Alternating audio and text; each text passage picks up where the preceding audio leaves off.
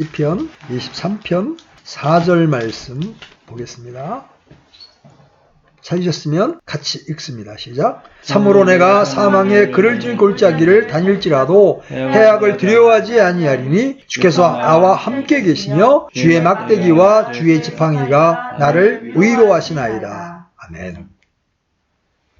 이제 우리는 시편 23편 한가운데 서게 됐습니다. 본문을 통해서 하나님의 자녀들이 사망의 그늘진 골짜기와 같은 영적인 침체와 시련을 경험하게 되는 이유가 무엇이고 또 거기서 우리는 무엇을 배워야 하는지를 살펴볼 겁니다. 시인은 이렇게 말하죠.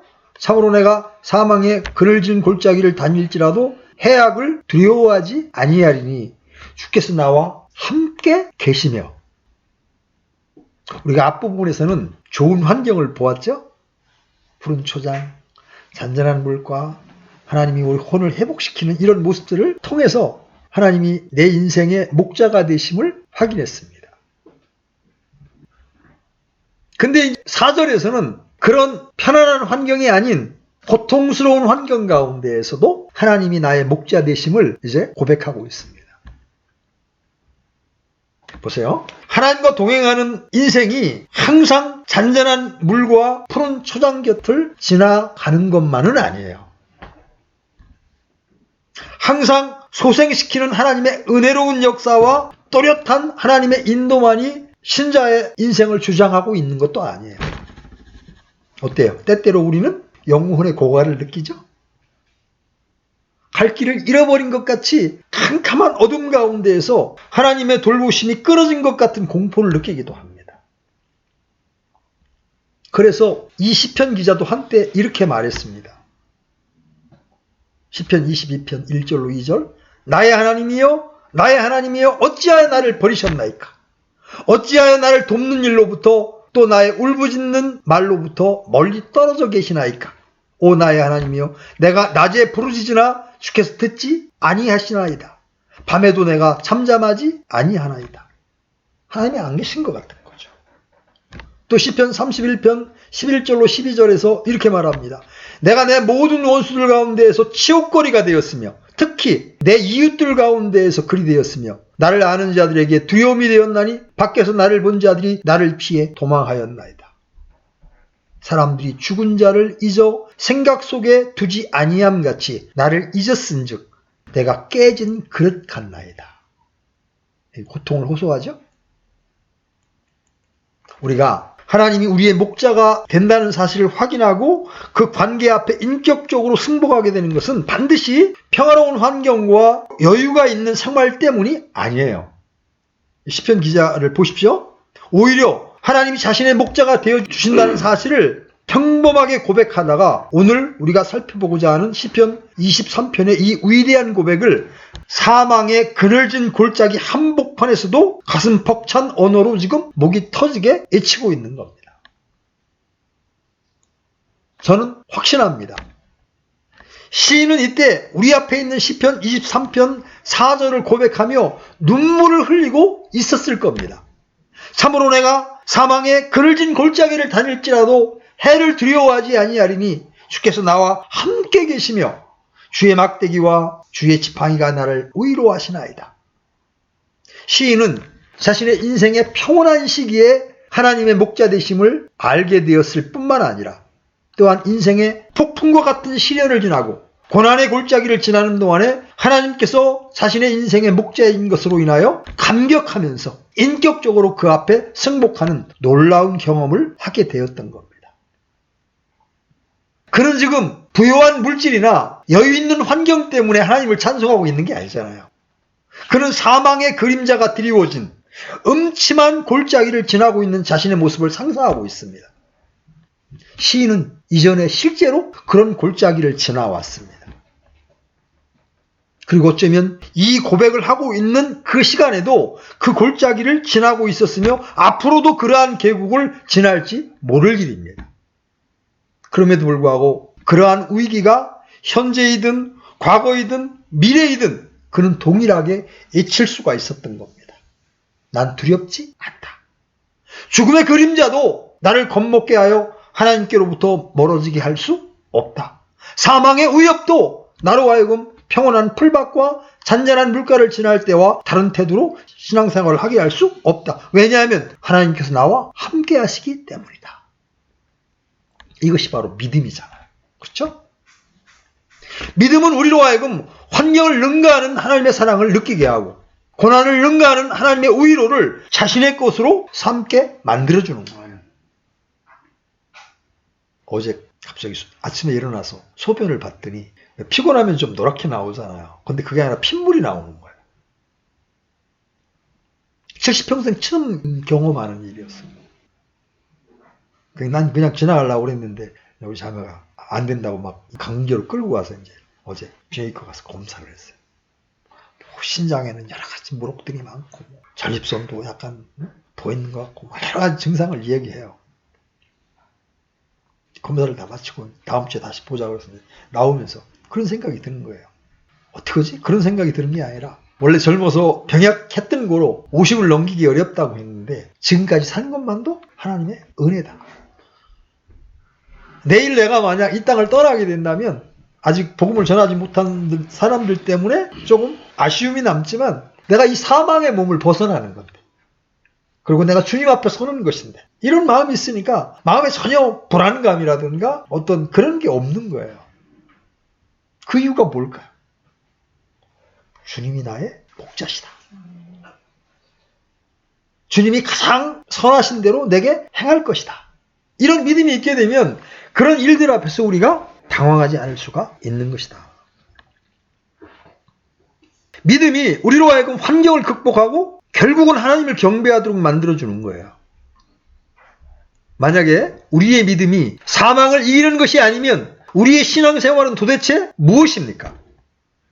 우리의 믿음이 음침한 골짜기에서 희망을 갖게 만들어주지 못한다면 우리는 왜 매주 교회로 모이고 왜 기도하는 겁니까? 우리가 만약에 육신의 눈으로 보는 사람들에게는 위험하기 그지없는 상황 가운데 있지만 그럼에도 불구하고 우리가 다른 사람들과 달리 하나님을 찬송하며 살아갈 수 없다면 우리의 신앙생활은 도대체 우리 인생에 어떤 의미가 있는 것입니까? 우리는 하나님을 믿습니다. 그렇죠? 그리고 그분이 우리를 가장 사랑하시며 우리의 인생을 향한 완전하고 선한 계획을 가지고 계심을 확신합니다. 우리는 이미 앞에 시인의 고백을 살펴보면서 시인과 같은 마음으로 우리 인생의 목자로 그분을 받아들였고 인생 전체를 하나님께 드리는 헌납 증서에 도장을 찍었습니다. 이것이 신앙을 갖는다는 의미예요. 이제 우리의 것이라고는 아무것도 없는 거예요. 우리의 재산도, 우리의 미래도, 우리의 자녀도, 우리의 꿈도 모두 하나님께 헌납했습니다. 남은 것이라고는 육신밖에 없는데 우리는 이것도 주님을 위해 드리기를 원합니다. 그래야 이제는 남김없이 헌납증서에 도장을 찍고 하나님께 바쳤기 때문에 지금 그분의 종이 된 사람들이 바로 우리 그리스도인들이에요. 그러므로 이제 우리에게는 예수 믿기 전에 살아가던 삶의 방식과는 전혀 다른 방식이 우리의 생활을 기다리고 있는 거예요. 이 점을 유의해야 합니다. 하나님의 자녀가 되어 새로운 인생을 시작했으니 이제는 새로운 방식으로 살아야 합니다. 만약에 이렇게 부여된 새로운 인생을 옛 방법대로 살려고 한다면 우리는 예수님을 믿으면서도 이전에 예수님을 믿지 않고 살던 때보다 훨씬 더 불행해 보이는 삶을 살게 됩니다. 그리스도를 믿음에도 불구하고 새로운 방식대로 살아가지 않는 사람들은 하나님과의 관계를 진지하게 생각할 때마다 언제나 우울하고 죄책감이 있습니다. 하늘의 모든 약속들을 홀로 소유하고 천국의 복락을 유업으로 받았음에도 불구하고 지옥의 안방에 앉아있는 것 같이 고통스럽고 불만족한 삶의 모습을 가지고 지내게 됩니다. 사람들은 그를 바라보면서 생각합니다. 신앙 갖는다는 거 인생 사는데 별 도움이 안 되는구만. 그렇죠?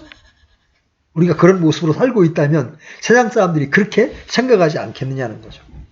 그러므로 그리스도를 영접하고 자신의 인생의 증서에 헌납 서명한 사람들은 하나님만을 의뢰하면서 살아가야 합니다.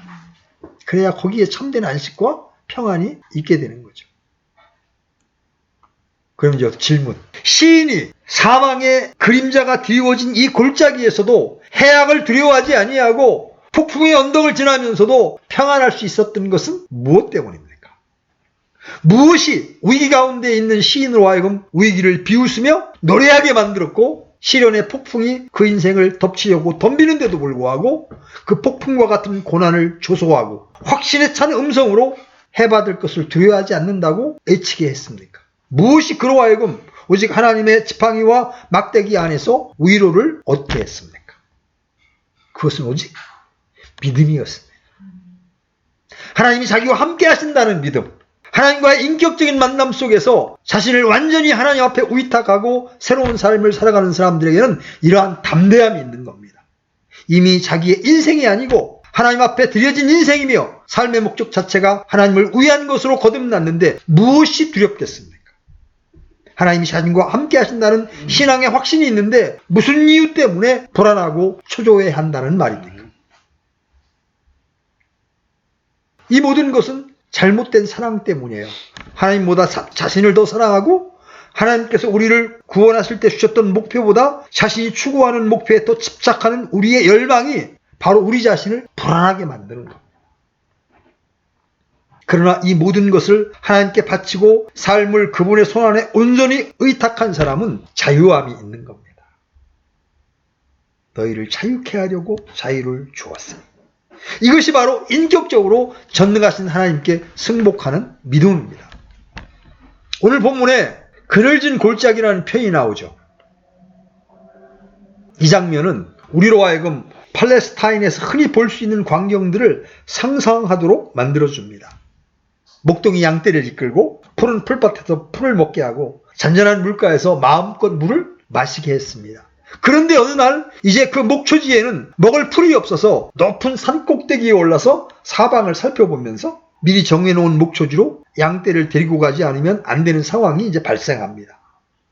목자가 자기를 따르는 수많은 양떼를 이끌고 그곳으로 가야 하는데 그 약한 짐승들과 함께 그 험한 산을 넘는다는 것은 쉬운 일이 아닙니다. 할 수 없이 목동은 골짜기나 계곡을 들어서 길을 질러가게 됩니다. 여러분, 중동 지방을 배경으로 하는 영화나 기록물들을 보면 아시겠지만 그곳은 메마른 광야가 연속적으로 이어지다가 갑자기 깎아지를 듯한 협곡이 나오고 골짜기 사이에 길이 나 있는 그런 지형이 자주 나옵니다. 그 골짜기는 매우 깊고 거기를 지나는 기분도 별로 좋지 않습니다. 양쪽의 높은 벼랑에서는 언제 바위나 흙더미가 쏟아질지 모르고 또 그 어두운 계곡에는 맹수의 위협이 도사리고 있습니다. 뿐만 아니라 거기는 강도의 위험이 있습니다. 그럼에도 불구하고 목자는 자기의 양떼를 풍요로운 목초지로 이끌어가기 위해서 부득이 그 골짜기를 지나기도 합니다. 이 골짜기는 물이 흐르고 꽃이 피고 새가 날아다니는 곳이 아니에요. 아름답고 운치가 있어서 누구나 쉬어가고 싶은 그런 골짜기가 아니라 위험하고 무섭고 두렵고 빨리 벗어나고 싶은 그런 장소입니다. 풀 한 폭이 없고 물 한 방울 흐르지 않는 음침한 협곡의 좁은 길, 지저귀는 새소리 대신 음산하게 우러대는 까마귀의 울음만 가득한 골짜기. 여러분, 그 골짜기를 한번 상상해 보십시오. 공중에는 독수리가 죽은 짐승의 시체를 찾아 공중을 선회하고 땅에는 아무도 지나는 사람이 없어 정적이 감도는 그런 계곡을 한번 상상해 보십시오. 옛날에 공동묘지를 지나가는 그런 느낌을 한번 여러분 생각해 보십시오. 다윗은 지금 양떼를 데리고 이런 골짜기 길을 지나야 했던 그의 목동 시절을 회상하고 있습니다. 다윗이 인생 말년에 자기가 지나온 인생길을 회상해 보니 그것은 실로 사망의 그늘진 골짜기를 지나온 생애였다는 겁니다. 실로 그는 그렇게 죽음의 그림자가 가득 드리워진 사망의 음침한 골짜기를 수없이 지나왔습니다. 여러분도 지나온 인생의 날들을 한번 돌이켜 보십시오. 우리 아주 어린 학생들은 인생을 얼마 안 살았으니까 그런 경험이 없을 거예요. 그렇지만 대부분 우리는 인생 가운데 사망의 음침한 골짜기를 지나게 됩니다. 많은 고통의 시간, 불안의 시간, 좌절의 시간을 경험합니다. 저 역시 젊은 나이에 사망의 음침한 골짜기와 같은 죽음의 계곡을 수없이 넘나들면서 여기까지 왔습니다. 고난과 위기의 시대를 살며 인생의 많은 날들을 보내온 사람들은 얼마나 더 많은 고난의 골짜기를 지났겠습니까? 여러분, 이제 파라오가 그대의 연세가 얼마냐 그러니까 그때 야곱이 대답하는 말 여러분 기억납니까?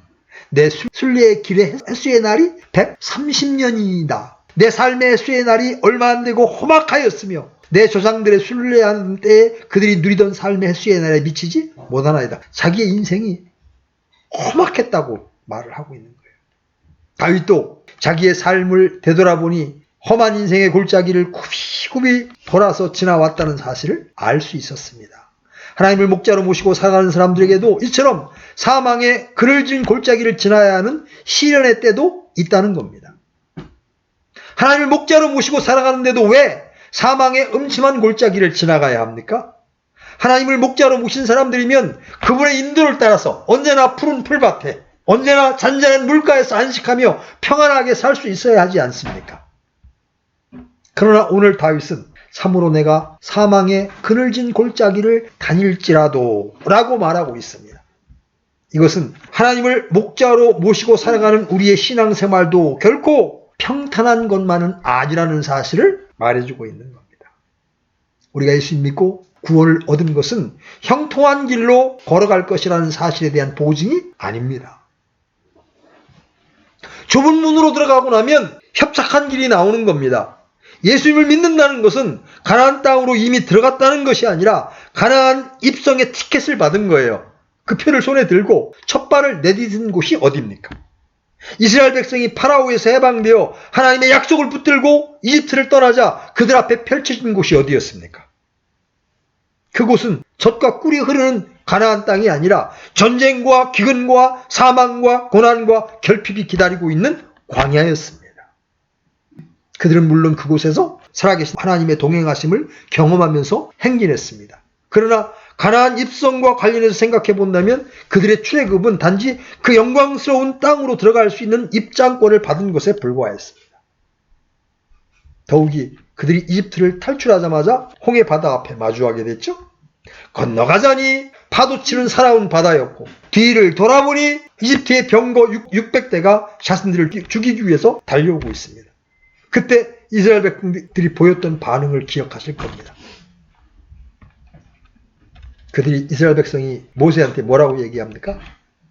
이집트에 무덤이 없어서 당신이 우리를 데리고 나와 광야에서 죽게 하느냐? 어찌하여 당신이 우리를 이집트에서 끌고 나와 이같이 우리를 대하느냐?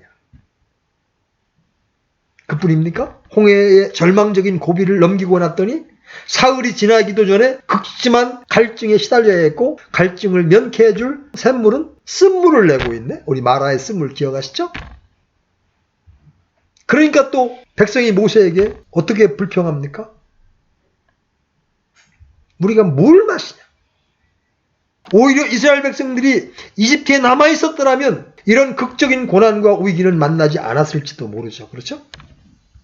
예수님을 믿고 구원을 받은 사람들은 기도와 믿음을 통하여 또 하나님께 순종하는 삶을 통하여 우리의 삶의 환경을 바꾸고 인생을 가로막고 있는 난관을 치워버리기도 합니다. 확실히 우리의 믿음은 이렇게 우리의 인생을 바꿀 뿐 아니라 우리의 인생을 둘러싸고 있는 주변의 환경을 변화시키는 힘이 있어. 그 믿음의 힘이에요.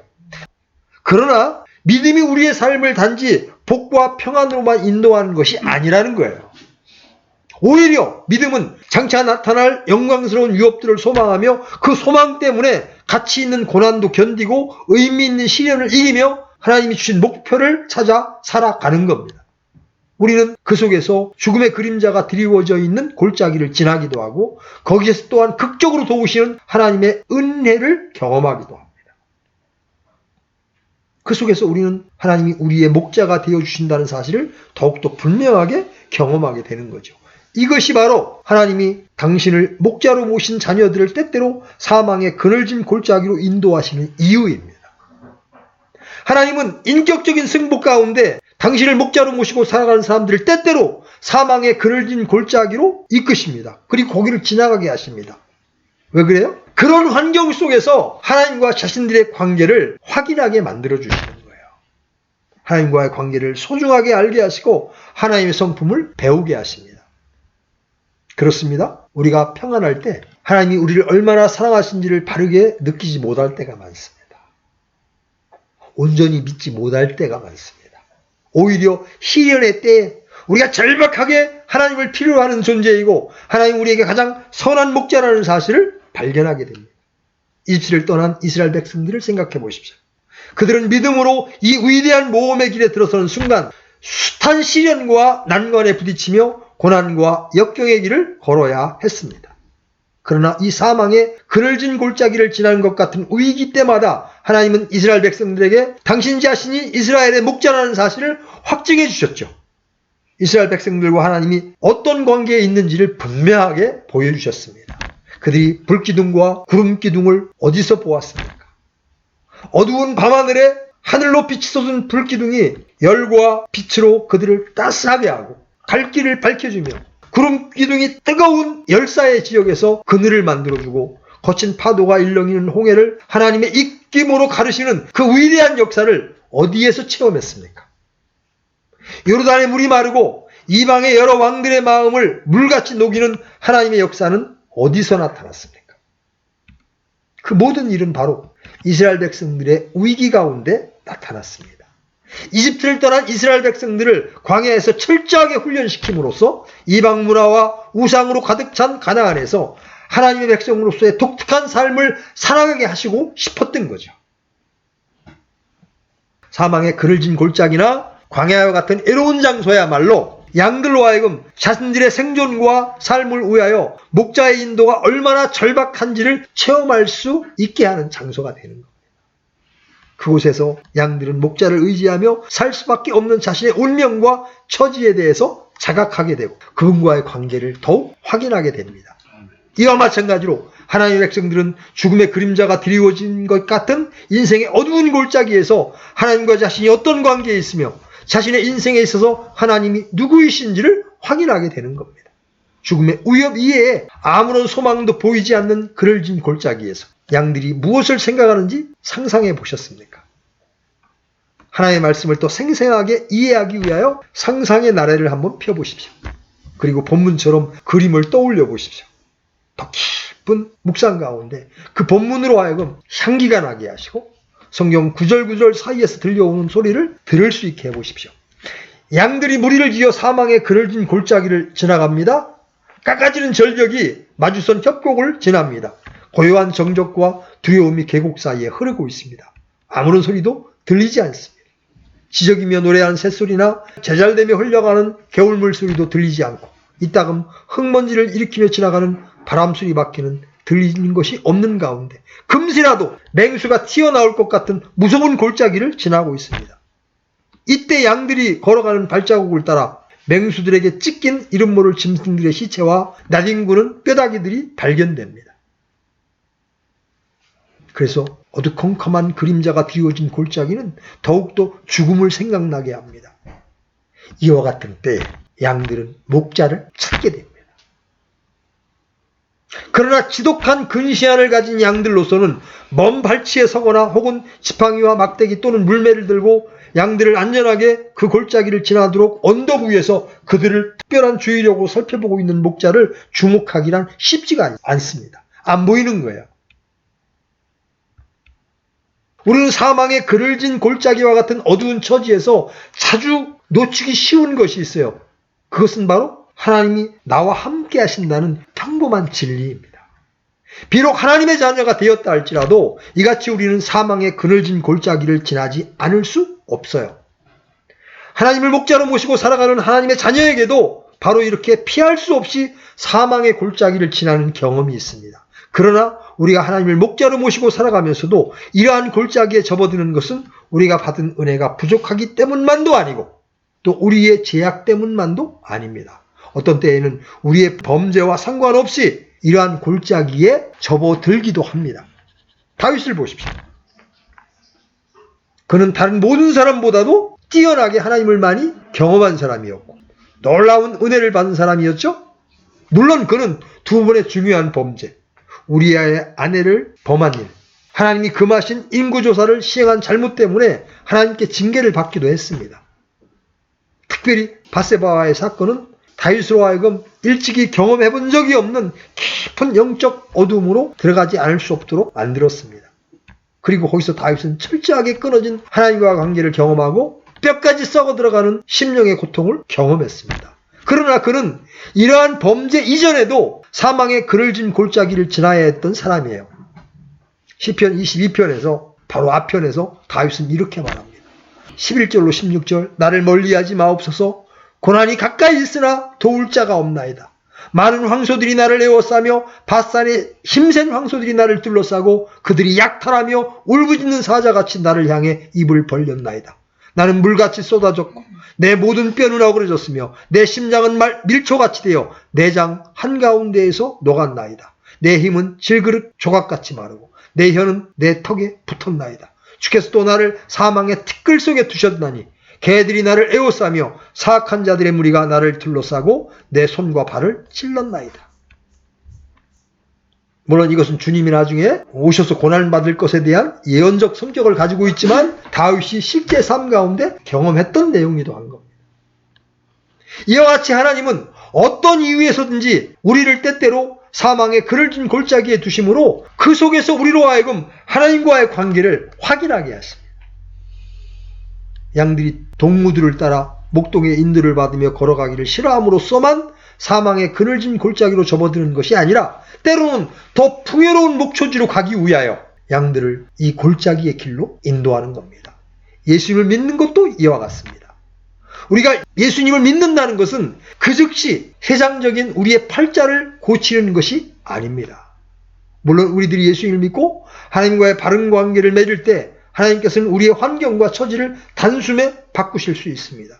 고통 가운데 있던 사람을 평안을 누리게 하시고 커다란 질병 속에 죽음을 앞둔 사람들이 건강을 회복하게 되는 일도 얼마든지 일어납니다. 그리고 경제적으로 궁핍하고 가난한 사람들이 예수님을 믿고 부유하게 되는 것도 얼마든지 일어나는 일입니다. 그러나 또 다른 더 많은 경우를 생각해 보십시오. 여러분들이 시편 23편 말씀의 숲을 지나며 놀랍게 은혜를 받고 어두운 세상을 불꽃처럼 살아갈 힘을 얻었다고 칩시다.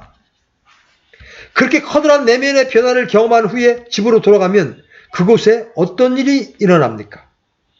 여러분들을 박해하던 여러분의 가족이 여러분을 보고 눈물을 흘리면서 하나님께 회개하고 그리스도인이 되는 기적이 일어납니까?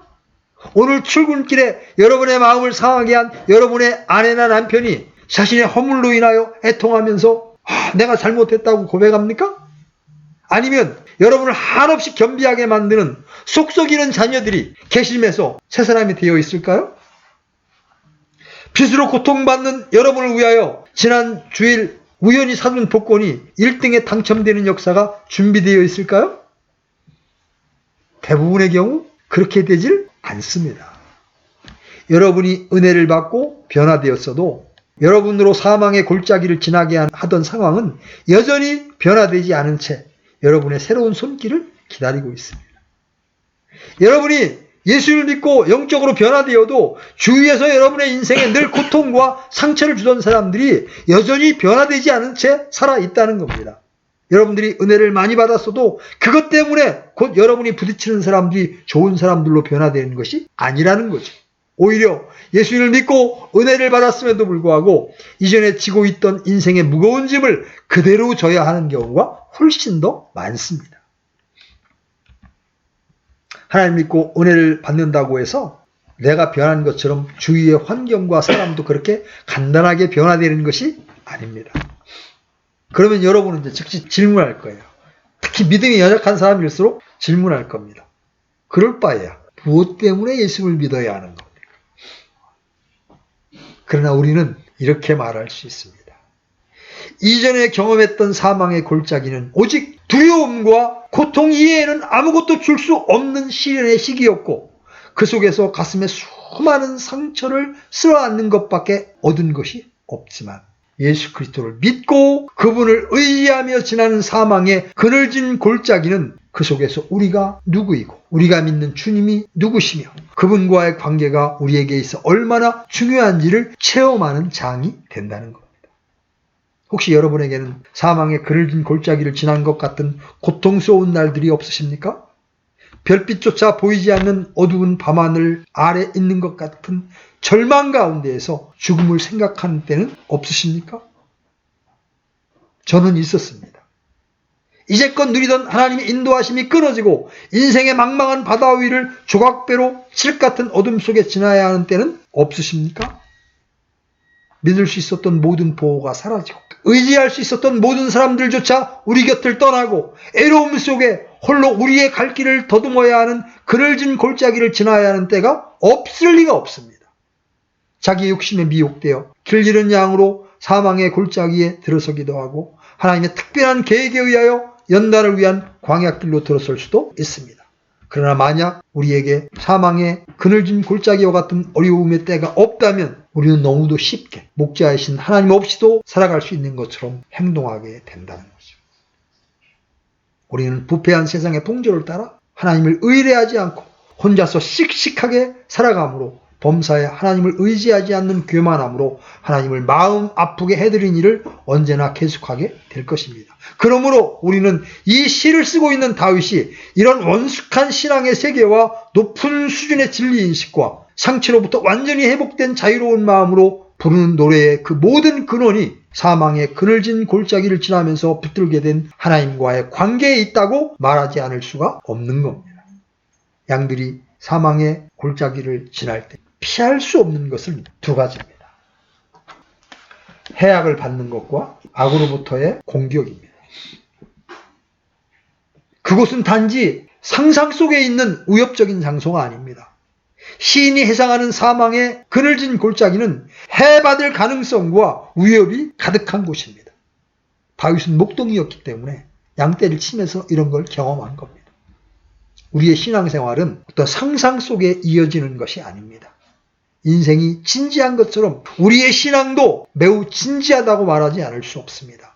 그것은 결코 장난처럼 살다 갈 수 있는 그러한 장이 아닙니다. 거기에는 언제나 심각함이 있습니다.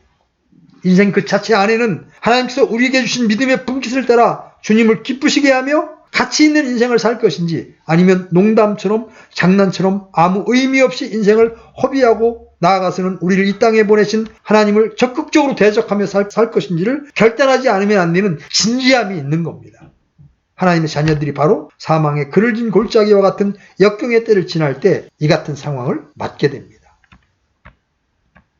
하나님이 함께 하시는 사람, 주님과 동행하는 자녀들에게는 사망의 그늘진 골짜기는 단지 우리들이 하나님 없이 살 수 없는 존재들임을 일깨워주는 훌륭한 교육의 장입니다. 우리는 그곳에서 해를 받기는커녕 하나님과 우리와 맺은 관계로 말미암아 아무것도 우리를 해칠 수 없도록 하나님의 생명 싸개 안에 보호받고 있는 자신을 발견하게 됩니다.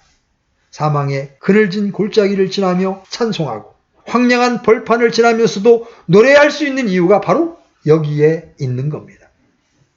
그래서 바울은 로마서 8장 35절로 39절에서 이렇게 선포합니다. 누가 우리를 그리스도의 사랑에서 떼어놓으리요? 환난이나 곤경이나 핍박이나 기근이나 벌거슴이나 위험이나 칼이랴. 이것은 기록된 바 우리가 종일토록 주를 위해 죽임을 당하며 도살당할 양같이 여겨졌나이다 함과 같으니라. 아니라 이 모든 것 가운데에서 우리는 우리를 사랑하신 그분을 통해 정복자들보다 더 나은 자들이니라. 내가 확신하노니 사망이나 생명이나 천사들이나 정사들이나 권능들이나 현재 있는 것들이나 장래 있을 것들이나 높음이나 깊음이나 다른 어떤 창조물이라도 능히 우리를 그리스도 예수 우리 주 안에 있는 하나님의 사랑에서 떼어놓지 못하리라. 여러분, 공포스러운 놀이기구가 있는 그런 관광 명소가 있잖아요. 들어가면 막 귀신이 나오고 막 어둠 가운데 있는 그런 데가 있잖아요. 그런데 그런 두려운 경험들이 잠깐 동안만 계속될 뿐이라는 사실을 알기 때문에 우리는 그걸 웃으며 탑니다.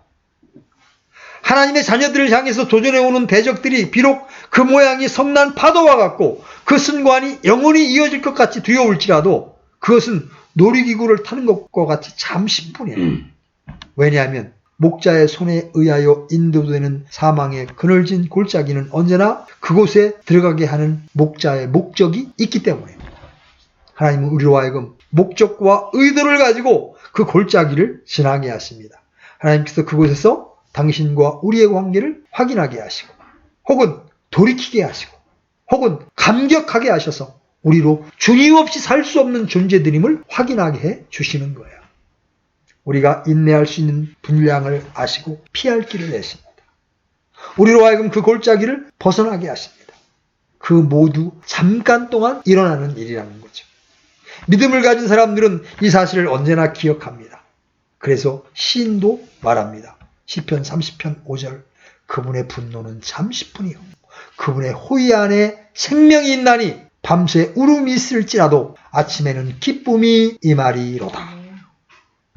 환란의 폭풍 한가운데 있어도 내 인생이라는 배의 키를 붙잡고 계신 분이 하나님이라는 사실을 확신하는 순간 감사하며 휘몰아치는 파도를 헤쳐나갈 수 있는 겁니다.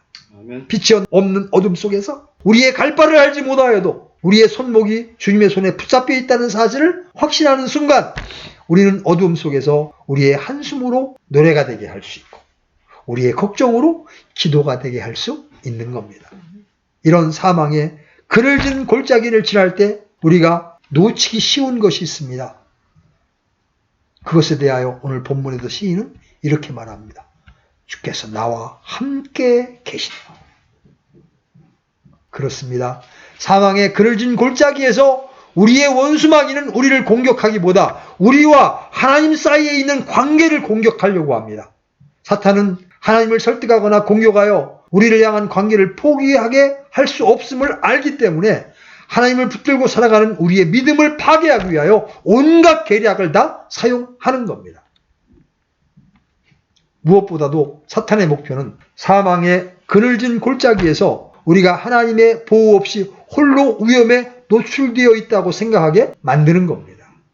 우리로 하여금 정서적으로 외로움을 느끼게 하고 거기서 누구로부터의 도움도 기대할 수 없다고 생각하게 만드는 거예요. 그러면 우리의 믿음이 서서히 잠식되죠? 하나님을 의뢰하여야 할 때에 믿음으로 살지 못하게 만드는 겁니다. 가장 하나님과 동행해야 할 때에 홀로 있다고 하는 파괴적인 외로움을 절실하게 느끼도록 만들어버리는 거예요. 그래서 하나님께서 자신을 가장 긍휼히 여기시는 그 사실을 확신해야 할 때에 하나님 대신 자신이 스스로를 불쌍히 여기는 마음으로 살아가게 만드는 거예요. 그걸 우리는 감상이라고 그러죠. 감상에 젖는 거예요. 이런 감상적인 슬픔이 영적 회복에 도움이 될 리가 없습니다.